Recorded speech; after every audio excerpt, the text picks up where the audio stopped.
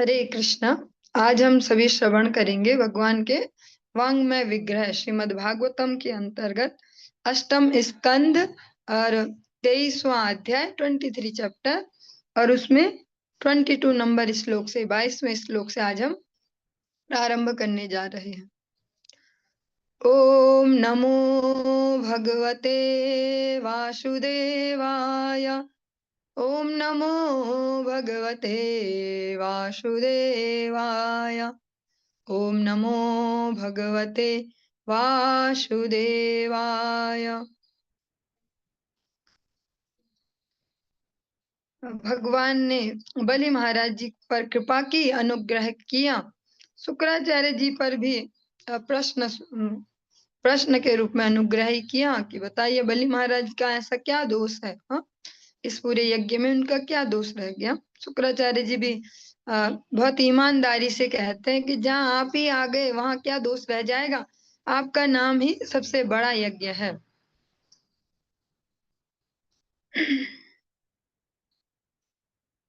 वेदानां सर्वदेवानां धर्मस्य यशसः श्रियः मंगलानां व्रतानां च कल्पं स्वर्गापवर्गयोः उपेन्द्रं कल्पयाञ्चक्रे पतिं सर्वविभूतये तदा सर्वाणि भूतानि वृषं मुमुदिरे नृप।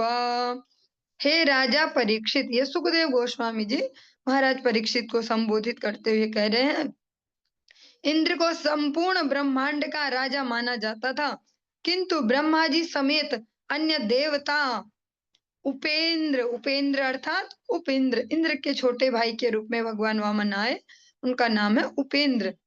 कभी कभी इस प्रकार से एक भक्ति राज्य में जीके का क्वेश्चन भी हो सकता है कि बताओ इंद्र के छोटे भाई का क्या नाम है। ऐसा कभी कभी गुरुदेव भी पूछ लेते हैं विनोद में, तो हम सोच में रहते हैं।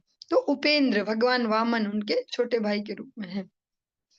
अर्थात भगवान वामन देव को वेदों, धर्म, यश, ऐश्वर्य, मंगल, व्रत, स्वर्ग लोक तक उन्नति तथा मुक्ति के रक्षक के रूप में चाहते थे। इसलिए उन्होंने उपेंद्र अर्थात भगवान वामन देव को अपने परम स्वामी के रूप में स्वीकार कर लिया। इस निर्णय से सारे जीव अत्यधिक प्रसन्न हो गए। ये कह रहे हैं वैसे तो इंद्र हैं देवताओं के राजा, उनमें सर्वश्रेष्ठ, लेकिन ब्रह्मा जी समेत जो अन्य देवता है आज उन्होंने भगवान उपेंद्र की शरण ले ली, यही हमारे नायक हैं। और जब ये निर्णय लिया तो सारे जीवों में प्रसन्नता की लहर दौड़ पड़ी। ततस्विन्द्रः पुरस्कृत्य देवयानेन वामनं लोकपालैर्दिवं निन्ये ब्रह्मणा चानुमोदितः।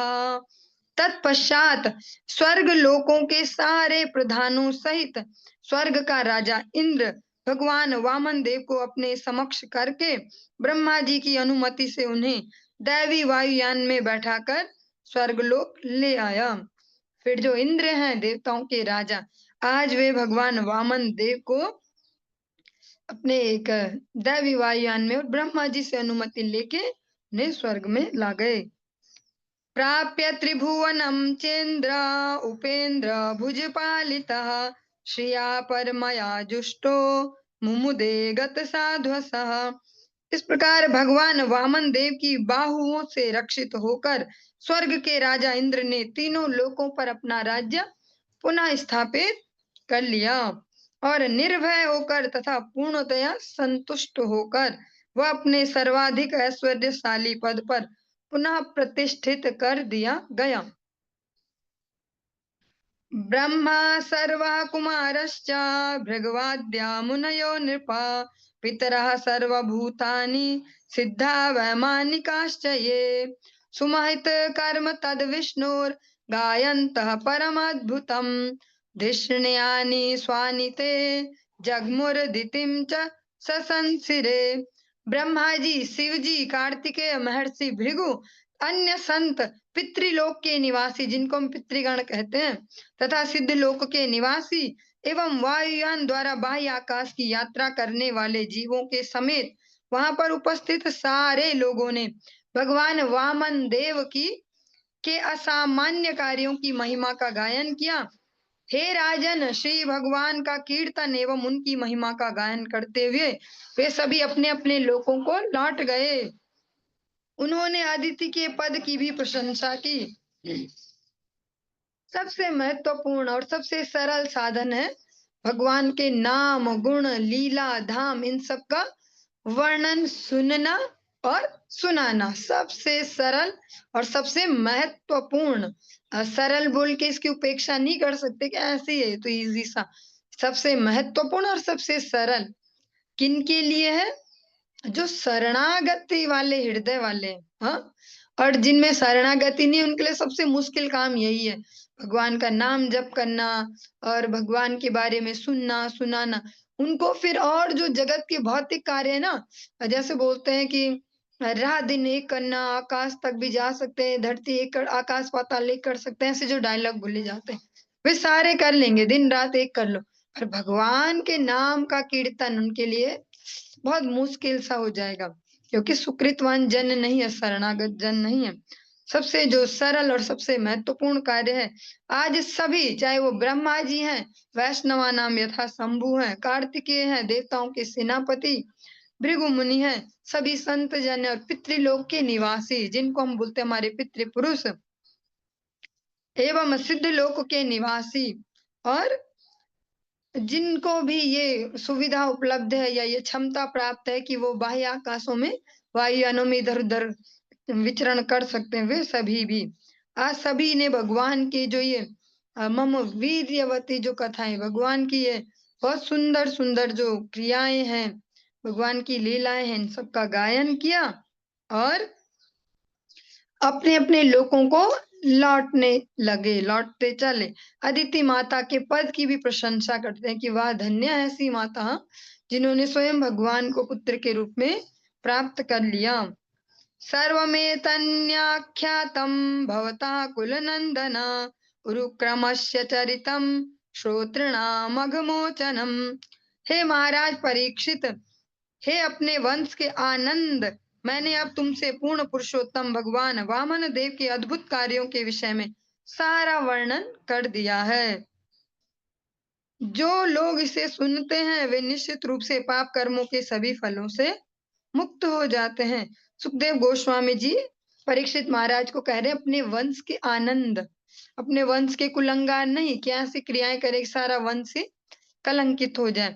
आप है आनंद, अपने वंश के आनंद, और है भी कुरु वंश के सबसे जो श्रेष्ठ भक्त परीक्षित महाराज जी।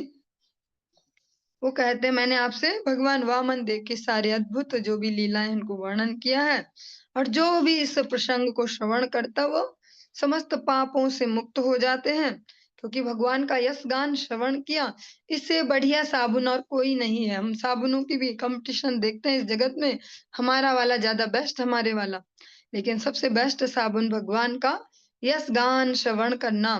वो इजीली बिना एफर्ट के, बिना ब्रश घिसे वो हमारे हृदय को स्वच्छ करते जाता है।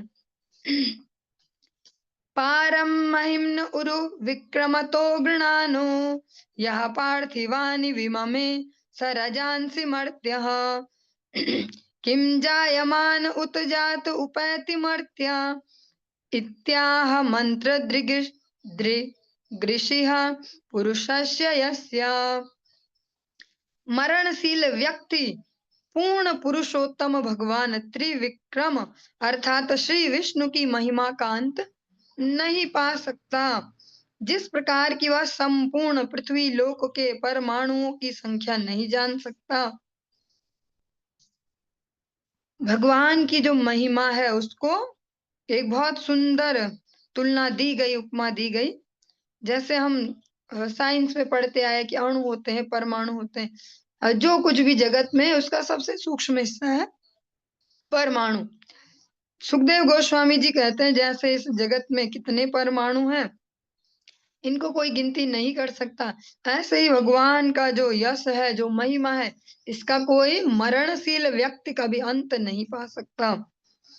कोई भी व्यक्ति जिसने जन्म ले लिया है या जो जन्म लेने वाला है ऐसा नहीं कर सकता। इसका गायन महर्षि वशिष्ठ ने किया है। वशिष्ठ मुनि इस बात को कहते हैं न ते विष्णोर्जायमानो न जातो महिम्नः पारम अनंतम आप। कहते हैं कोई भी व्यक्ति भगवान श्री विष्णु के असामान्य महिमा युक्त कार्यकलापों की कल्पना नहीं कर सकता। भगवान का पार कोई पा नहीं सकता।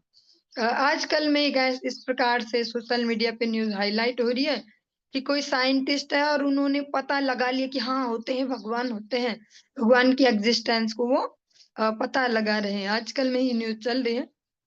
अ, जिसको वैदिक साहित्य में इतने सरलता से दिया गया, हमारे अनेक-अनेक जनरेशन जिसको इतनी इज़िली समझ जाती है, उसके लिए इतनी सारी झक मारी जा रही है कि हम मशीनों से पता लगाएँगे कि हाँ, भगवान होते हैं कि नहीं होते। इसी प्रकार से अ, वशिष्ठ जी स्पष्ट कहते हैं कि भगवान की महिमा को कोई मर्त्य बुद्धि से नहीं समझ सकता। हाँ, कितना ही दिमाग चला लिया, हम ऐसे यंत्र बनाते हैं, वो करते हैं, ऐसे तिकड़म पिड़ाएँ, ऐसे फॉर्मूले बनाएँ, हाँ, लेकिन भगवान को नहीं समझ सकते। भगवान की महिमा कोई मर्त्य बुद्धियों में फिट होने वाली नहीं है। एक स्निग्ध जो भक्त है, उनकी कृपा से जब शरणागत होंगे, तब अल्प-अल्प कुछ-कुछ हम अपने इस मस्तिष्क में टिका पाएँगे भगवान की महिमा को। या इदं देवदेवस्य हरेरद्भुतकर्मणः अवतारानुचरितं शृण्वन् याति परां गतिम्।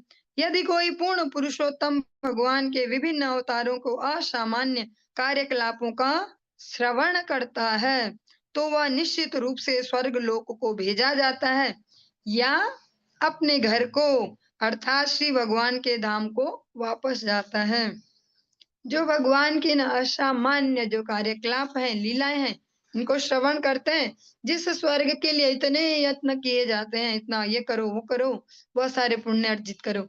भगवान की महिमा श्रवण करके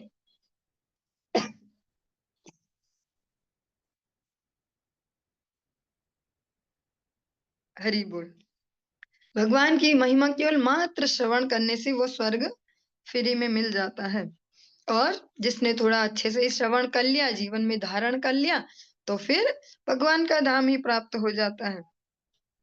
क्रियमाणे कर्मणीदं दैवे पित्रेथ मानुषे यत्र यत्रानुकीर्तेत तत्तेषां सुकृतं विदुः।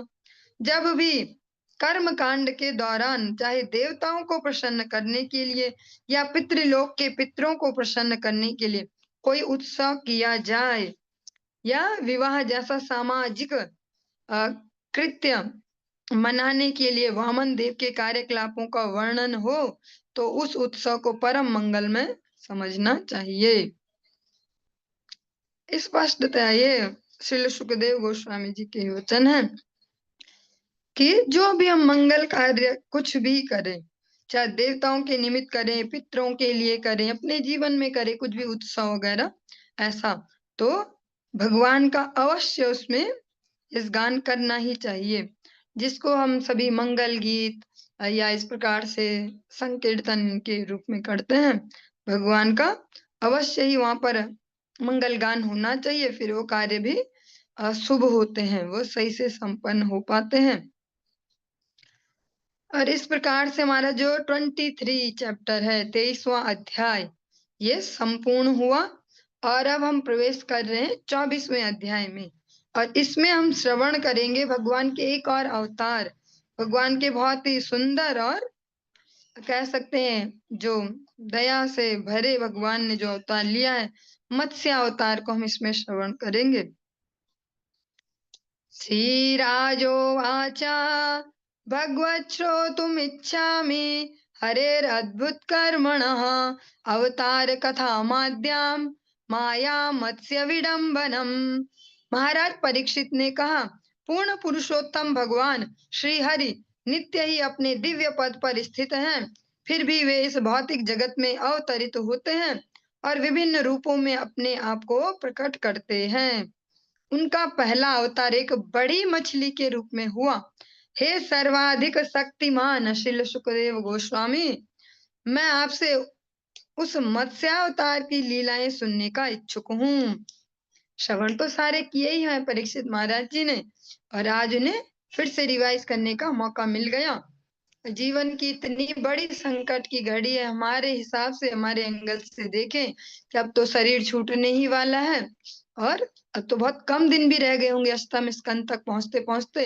हाँ, फिर भी परीक्षित महाराज जी खुद को अच्छे से इंगेज कर रहे हैं भगवान की लीलाओं में, नाम में, हाँ, धाम की महिमा श्रवण में, वैष्णव साधु सेवा में।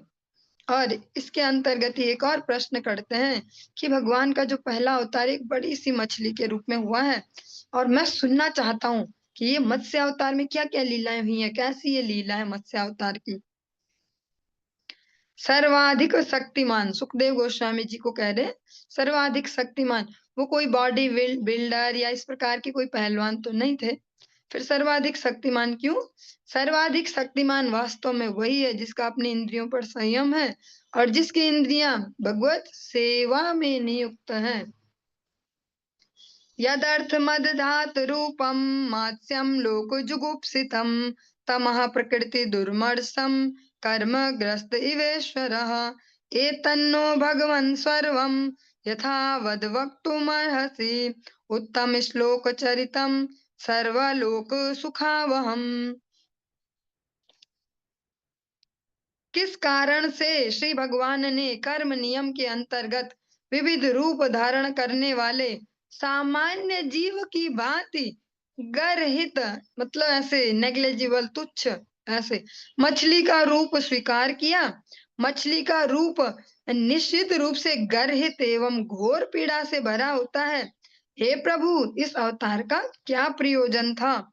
कृपा करके मुझे समझाइए, क्योंकि श्री भगवान की लीलाओं का श्रवण हर एक के लिए मंगलकारी होता है, सबके लिए। ऐसा नहीं कि भक्तों के लिए, या जो भी श्रवण करेगा, जीव मात्र, कुत्ता बिल्ली, जो भी, जिसके भी कानों में भगवान का यश गान जाए, लीला माधुरी जाए, गुण माधुरी, उसका ही मंगल होगा। परीक्षित महाराज जी पूछ रहे हैं कि ऐसा क्या हो गया कि भगवान को इतनी तुच्छ सा मछली बनना पड़ रहा?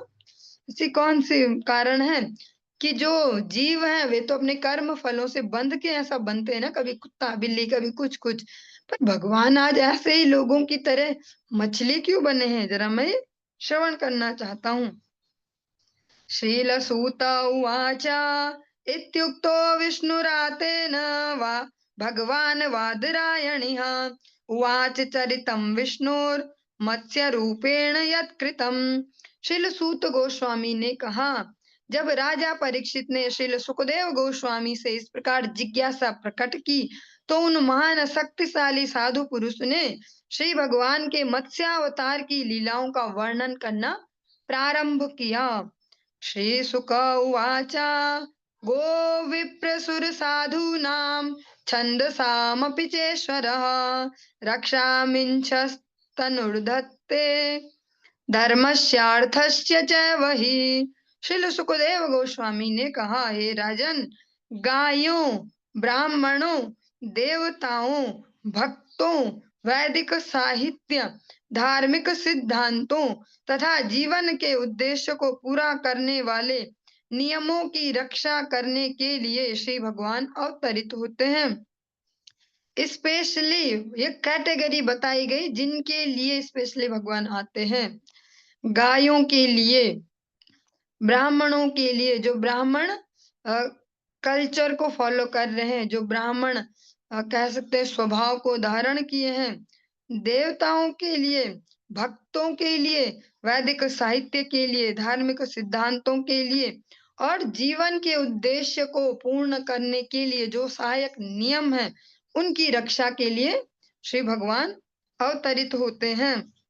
और इस सब को जितना हम सूक्ष्मता से समझ पाएंगे, अप्लाई होने के लिए भगवान से प्रार्थना कर पाए, भगवान ने सामर्थ्य दिए तो अप्लाई करने का प्रयास कर पाएंगे, और जीवन सरल होते जाएगा।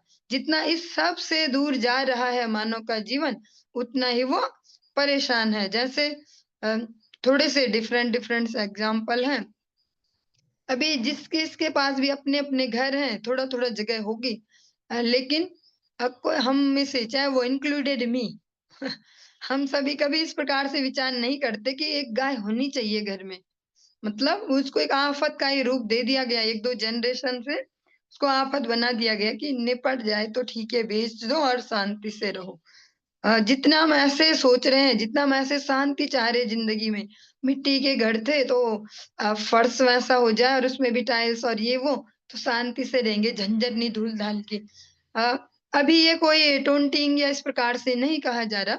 हम सभी एक ही कैटेगरी में चल रहे हैं। हम सभी के इस प्रकार से जो जीवन शैलियाँ हैं, जितना हम सभी अपने जीवनों को ऐसे सरल करना चाह रहे घुमा-फिरा के, उतना वो और कॉम्प्लिकेटेड होते जा रहे हैं। अब उतने काम कम होते जा रहे हैं और बेकार वाले काम बढ़ते जा रहे हैं।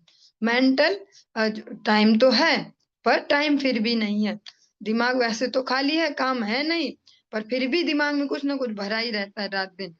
क्योंकि जो ईज़ीनेस वाले जो कार्य हैं, जो स्पष्ट भगवान भी सुखदेव गोस्वामी जी कह रहे भगवान इसलिए आते हैं अ अ, विप्र, सुर, संत, हित भगवान जिनके लिए आते हैं, जब हमने इन सब से जितनी-जितनी मात्रा में दूरी बना ली है, उतना-उतना जीवनों में क्लेश बढ़ते जा रहा है। इमेजिनरी सा क्लेश और वो वास्तव में परेशान कर रहा है वो इमेजिनरी क्लेश। इसने ये बोला, आज इसने ये बोला, अब इससे ऐसा और वैसा, हाँ? और जितना प्रैक्टिकल समस्याएँ थी जीवन में मनुष्यों के जब तक मानव सभ्यता थोड़ी सरलीकरण में थी, प्रैक्टिकल समस्याएँ थी कि भैया खाने को नहीं है और पीसने ही पड़ेंगे गेहूँ, तो फिर उसमें टाइम जाएगा। एक एंगल से लगता है कि सरल हो रहा है हमारा जीवन, कि अब तो पैकेट खरीद लेते हैं फटाफट आटे का और ऑनलाइन भी और ब्लिंकिट भी आ गया और ज़ेप्टो भी आ गया और सब आ गया, हाँ? लेकिन उतना वो हमारे लिए टफ होते जा रहा है। पहले था कि भैया लकड़ी नहीं है, अब तो लकड़ियाँ काट के रखेंगे तभी चूल्हा जल पाएगा। तो अब वो झंझट भी नहीं है। तो झंझट निपटते जा रहे हैं पर मानसिक रूप से झंझट बढ़ते जा रहे हैं, बाहर से निपटते जा रहे हैं। गाय है तो गाय नहीं रखेंगे, गाय का नहीं रहेगा तो कहाँ से खाएँगे, पिएँगे दूध, दही ये वो कहाँ से भोजन चलेगा ऐसा? और फिर वो भी निपटा दी, तो उसके लिए भी फिर वो मिलावटी खाना पड़ेगा। अ, बस ये सूक्ष्मता से ही समझ सकते हैं, कोई टोंटिंग और वो सब नहीं है कि प्रवचन में कहा जाए कि सबको गौ माता की सेवा करनी चाहिए। ये तो हम सब अपने-अपने जीवन में कितने अमाउंट में समझ पाते हैं, भगवान से प्रार्थना कर सकते हैं कि एक ईज़ी जीवन मिले। जिनको भक्तों में शिरोमणि हम कहते हैं सारे वैदिक साहित्य जिनको भक्तों में शिरोमणि कहते हैं, ऐसे ब्रजवासी गण वो और धामवासी गण जिनको भी धामवासी गण कहा जाता है, उनकी एक सरल जीवन शैली होती है।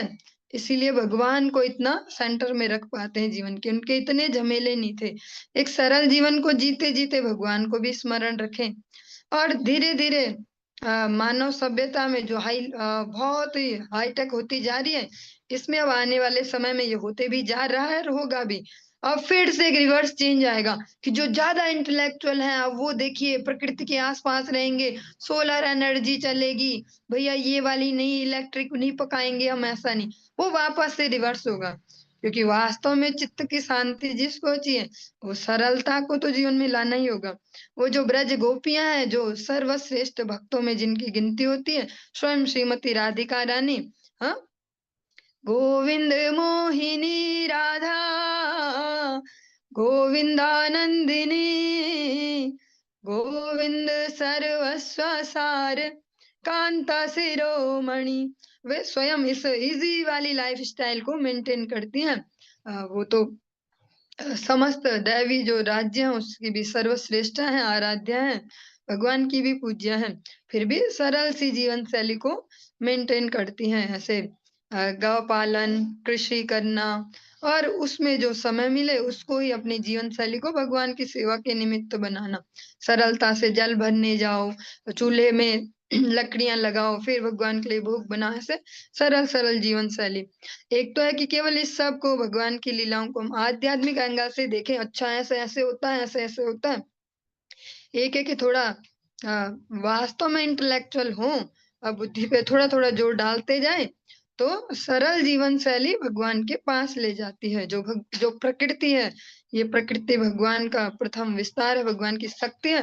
जितना इससे क्लोज़ होते जाएँगे, वो परम पुरुष को भी ईज़िली समझते जाएँगे। जितना जीवन को सरलीकरण में ले जाएंगे। अनेक अनेक ऐसे प्रसंगों में जब आप सब यात्राओं में जाते हैं, नवद्वीप धाम जाए, मायापुर जाए, वृंदावन जाए, ब्रजमंडल, ऐसे अनेक अनेक स्थल देखते हैं जहाँ ये लीला हुई। अच्छा, यहाँ राधा रानी ने उपले थेपे, हमें उपले थेपने को कोई बोल देते छी छी, हाथ गंदे हो जाएंगे और स्मेल भी आती है और फिर नहाना पड़ेगा ऐसे। पर इसको केवल वैसे ही ना देखे, अगर आध्यात्मिक कि ऐसे अच्छा ऐसी लीला होती है, राधा रानी ने कंस से भी उपले थिपवाए तो पहले खुद ही थेपे होंगे ऐसे। और फिर इसको ऐसे ऐसे सुनना, एक एंगल ये है। एक है कि थोड़ा सा दिमाग पे जोर डाल के उसको समझ पाना, फिर उस एंगल से समझ के भगवान से प्रार्थना कर पाना कि हमारे लिए प्रैक्टिकली एप्लीकेबल ये कैसे हो सकता है। केवल अभी से ही हार मान दे कि अब तो मरना ही है और अब क्या, अब तो सब सेट हो ही चुका है, घर बन ही चुके हैं और कहीं जगह भी नहीं है, कुछ नहीं। जहाँ चाह होती है वहां राह भी होती है। ऐसे सरलता से इसको समझें कि वास्तव में जो भक्तों में भी शिरोमणि है वे भी सरल सी जीवन शैली को धारण किए हैं। क्योंकि वास्तविकता में जो भक्ति का आनंद है वो तो हृदय में ही आना है, वो शोबाजी से होता नहीं है, वो अपने अनुभव में आता है। जब हम अपने अनुभव से ये करेंगे, जिसके लिए सुखदेव गोस्वामी जी कहते हैं, भगवान गायों के लिए, ब्राह्मणों के लिए, देवताओं के लिए, भक्तों के लिए, वैदिक साहित्य के लिए, धार्मिक सिद्धांतों के लिए और जीवन के उद्देश्यों की पूर्ति में जो सहायक नियम है उनकी रक्षा के लिए आते हैं।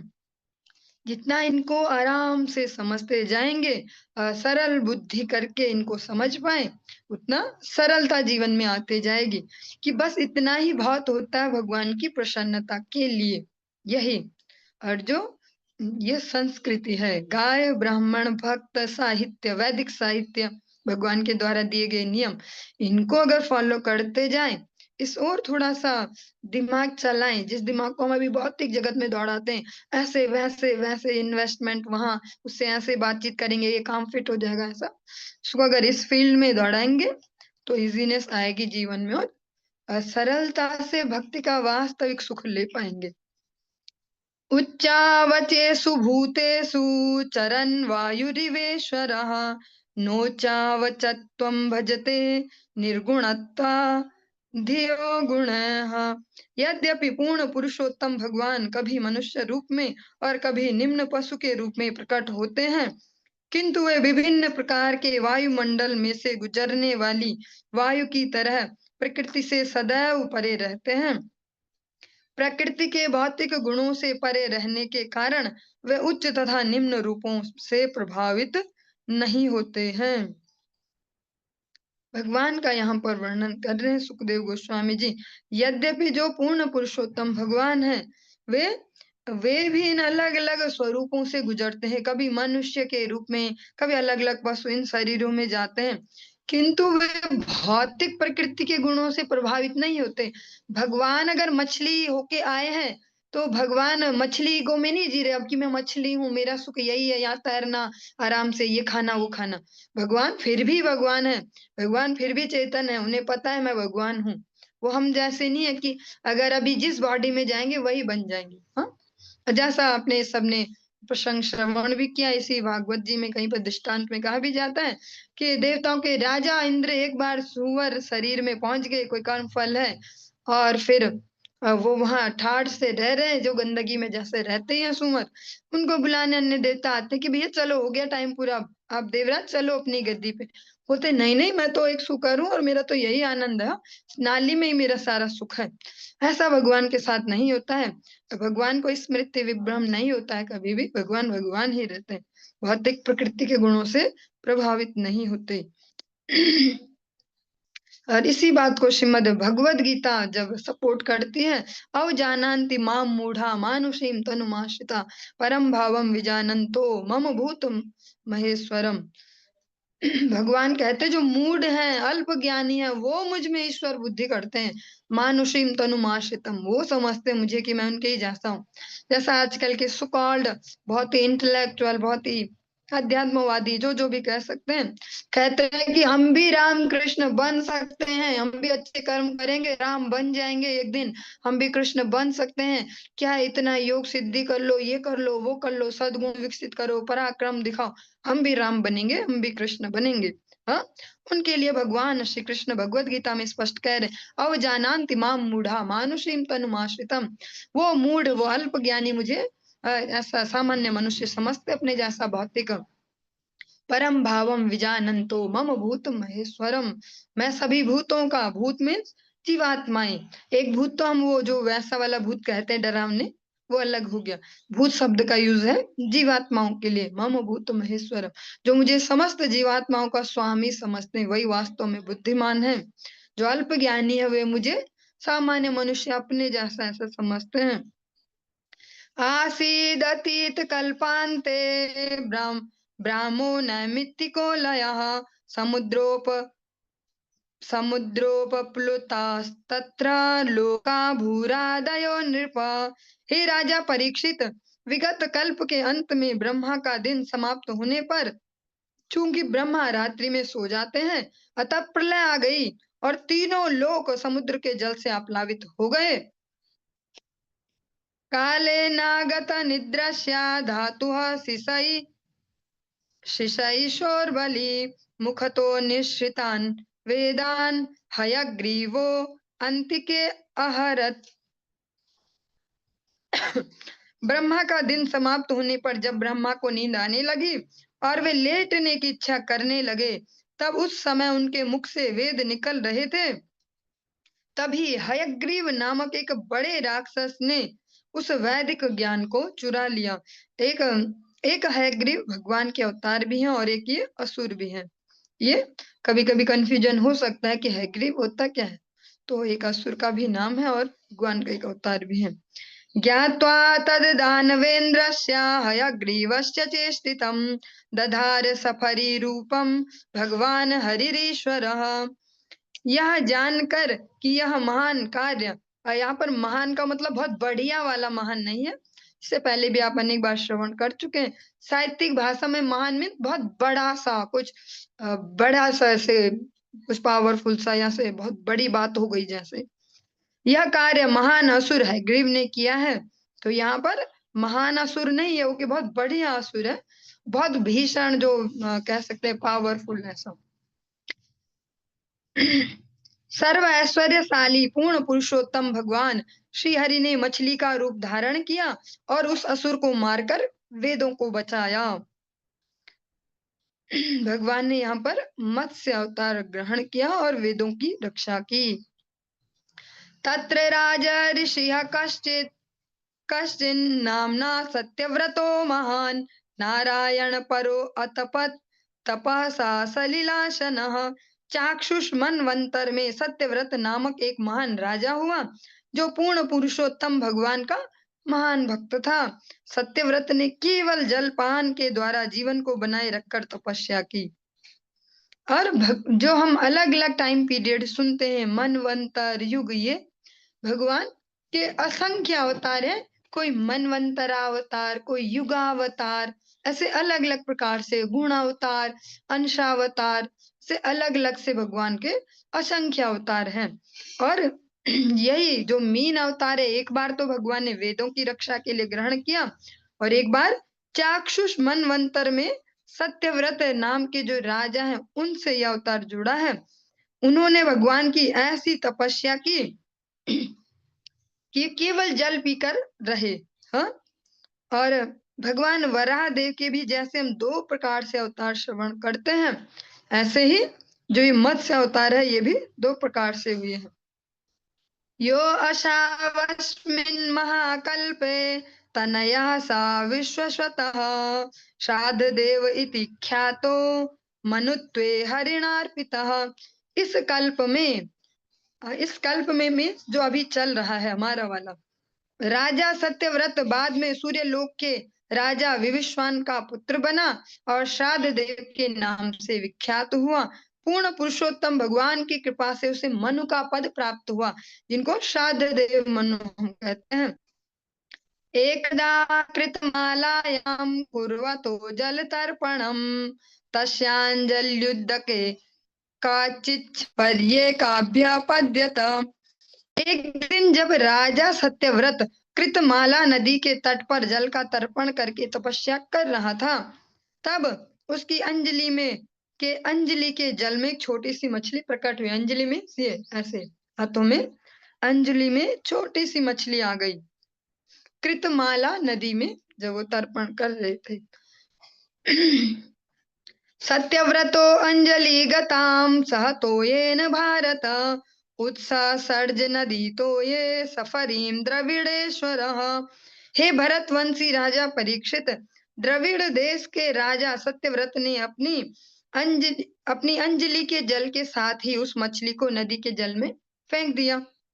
तमाह साति करुणम महाकारुणिकम नृपम यादोभ्यो ज्ञाति घातिभ्यो दीनां मा दीनवत्सल कथम विसृजसे राजन् भीतामस्मिन् सरिज्जले।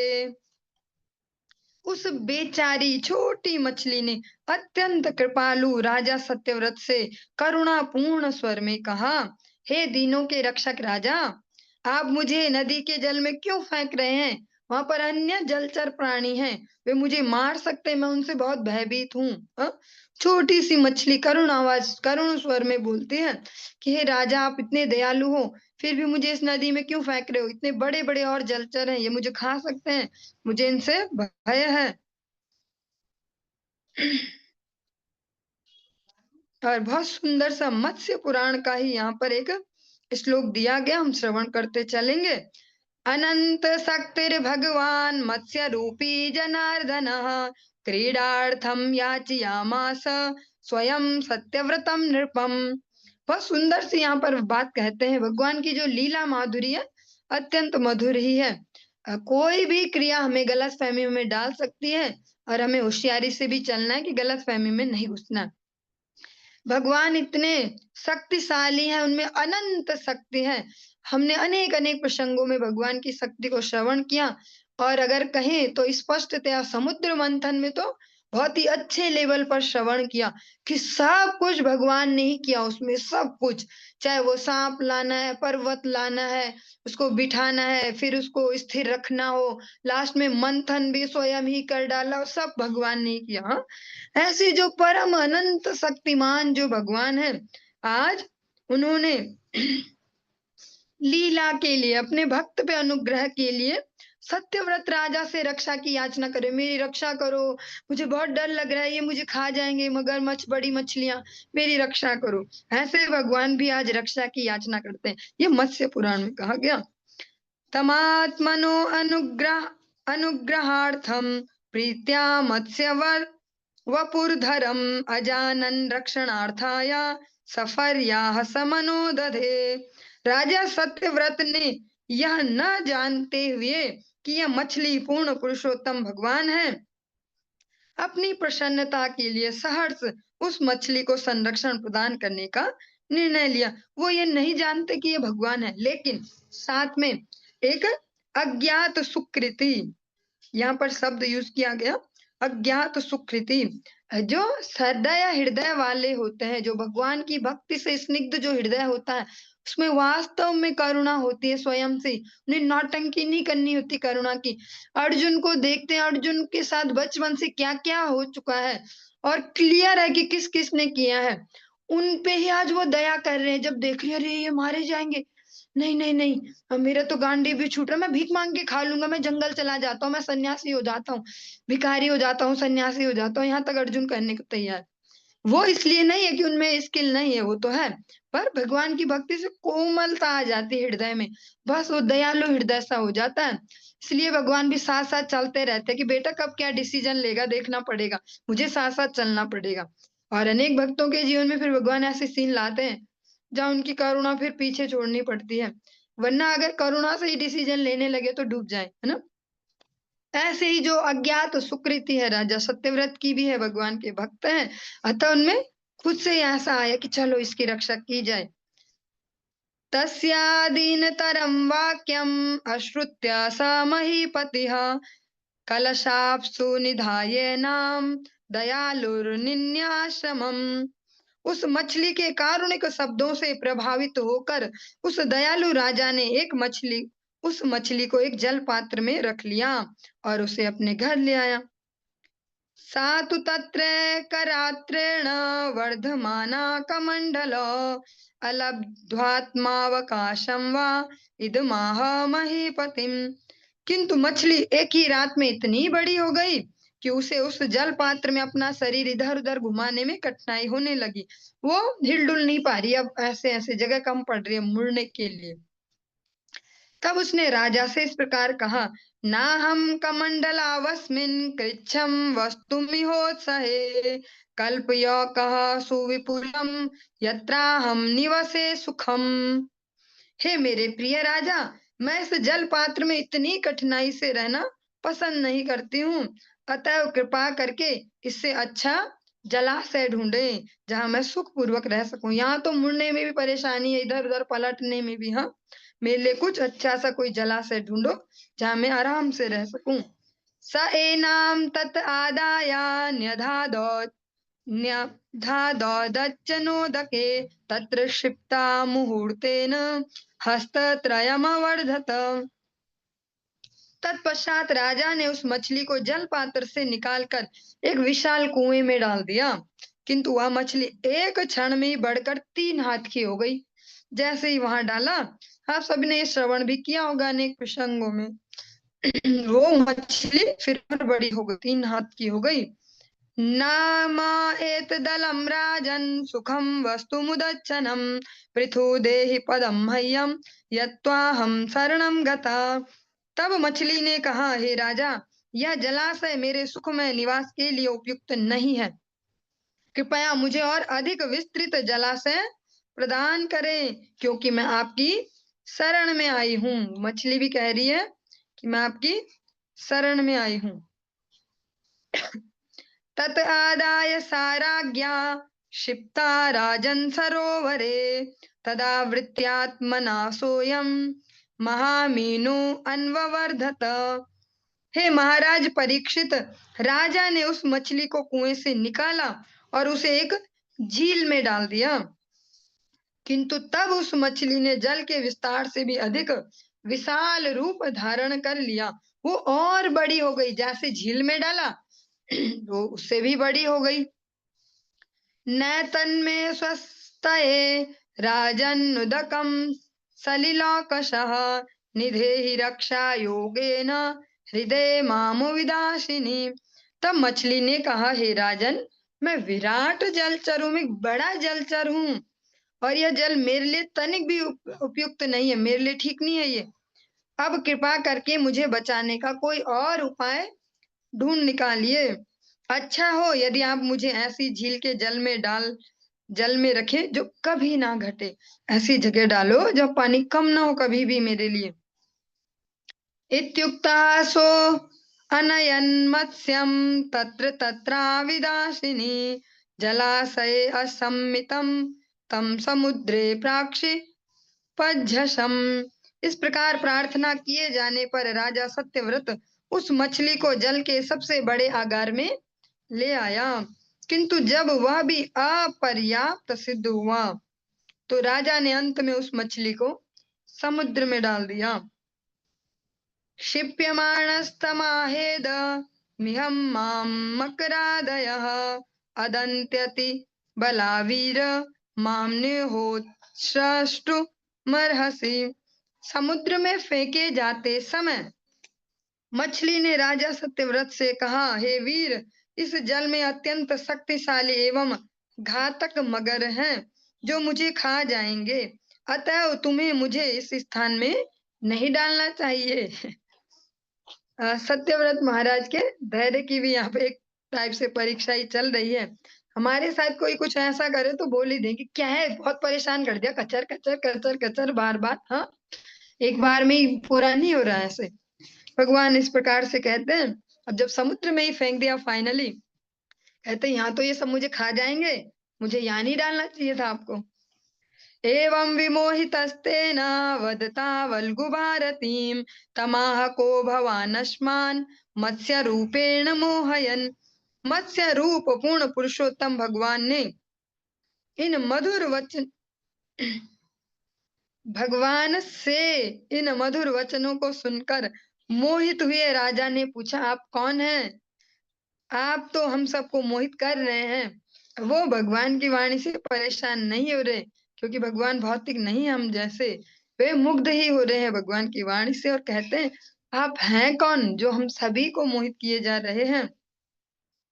नैवं वीर्यो जलचरो दृष्टो अस्माभिः श्रुतोऽपि वा यो भवान् योजन सत् महान् भिव्यान से सरह। हे प्रभु, एक ही दिन में आपने अपना विस्तार सैकड़ों मील तक बढ़ा लिया है और नदी तथा समुद्र के जल को आच्छादित कर लिया है।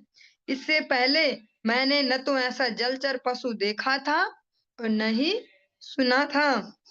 नूनम त्वं भगवान साक्षादरि नारायणो अव्ययः अनुग्रहाय भूतानां दत्से रूपम जलौकसाम। सत्यव्रत महाराज अब कहते हैं, हे प्रभु, आप निश्चय ही अव्यय भगवान नारायण अर्थात श्री हरि हैं। वो भी पहचान गए। आपने जीवों पर अपनी कृपा प्रदर्शित करने के लिए ही अब जलचर का स्वरूप धारण किया है। नमस्ते पुरुष श्रेष्ठा स्थित्युत्पत्त्यप्ययेश्वर भक्तानां नः प्रपन्नानां मुख्यो यात्म गतिर्विभो। हे प्रभु, हे सृष्टि पालन एवं संहार के स्वामी, हे भोक्ताओं में सर्वश्रेष्ठ भगवान श्री विष्णु, आप हम जैसे शरणागत भक्तों के पथ प्रदर्शक तथा गंतव्य हैं। अतएव मैं आपको सादर प्रणाम करता हूँ। सर्वे लीलावतारास्ते भूतानां भूति हेतवः ज्ञातुमिच्छाम्यदो रूपं यदर्थं भवता धृतम्।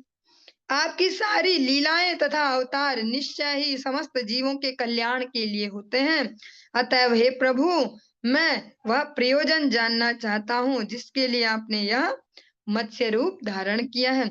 एक तो भगवान को पहचान भी गए कि आप स्वयं भगवान श्री हरि हैं और आप हमेशा कुछ भी करते हैं तो उसमें जीवों का मंगल होता है। जीवों के मंगल के लिए ही करते हैं। अतः मैं ये जानना चाहता हूँ कि इस बार जो ये अद्भुत स्वरूप धारण किया है, इसका क्या प्रयोजन है। और इसका जो प्रयोजन है वो हम कल की कक्षा में श्रवण करेंगे। आज की कक्षा को यहीं पे विश्राम देंगे। हरे कृष्णा।